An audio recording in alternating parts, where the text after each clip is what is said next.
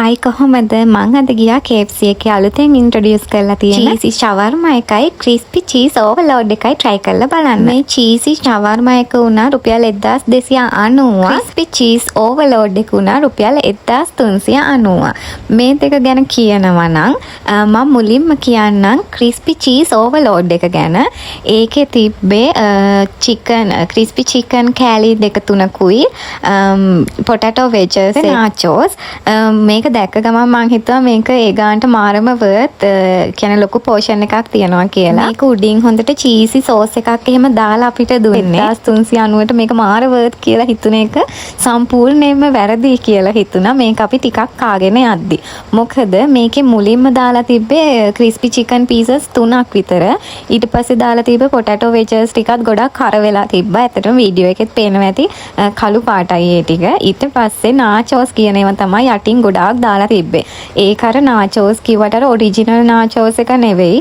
මෙයාලා මොකක් හරි මේ පාම් පිටි වලින් හදපු ඩෝ එකක් ෆ්‍රයි කරලා තමයි nachos කියලා දුන්නේ.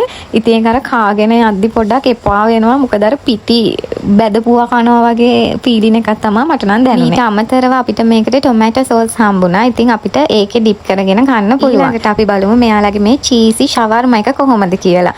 ඒකත් මේ විදිහට තමයි තිබ්බේ. චිකන් පීසස් දෙකක් විතර දාලා ඒකට මොනවා හරි චීස් සෝස් එකක් දාලා පොටැටෝ වෙජස් දාලා ෂවර්මා මේ රොටි එකකින් රැප් කරලා තමයි තිබ්බේ. ඉතින් ඒක ගැන කියනවා නම් ඒකත් 1290ට වර්ත් කියලා මට හිතුන්නේ නැහැ.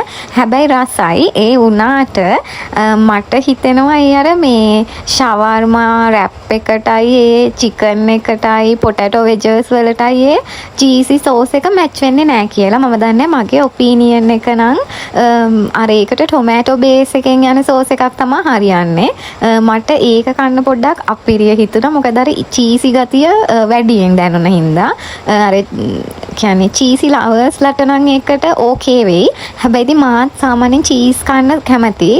ඒත් මට අර ඒ කම්බිනේෂන් එක මැච් වුන්නේ නැහැ වගේ තමයි හිතුනේ. එහෙනම් මං ගිහින් එන්නම්. බයි බයි.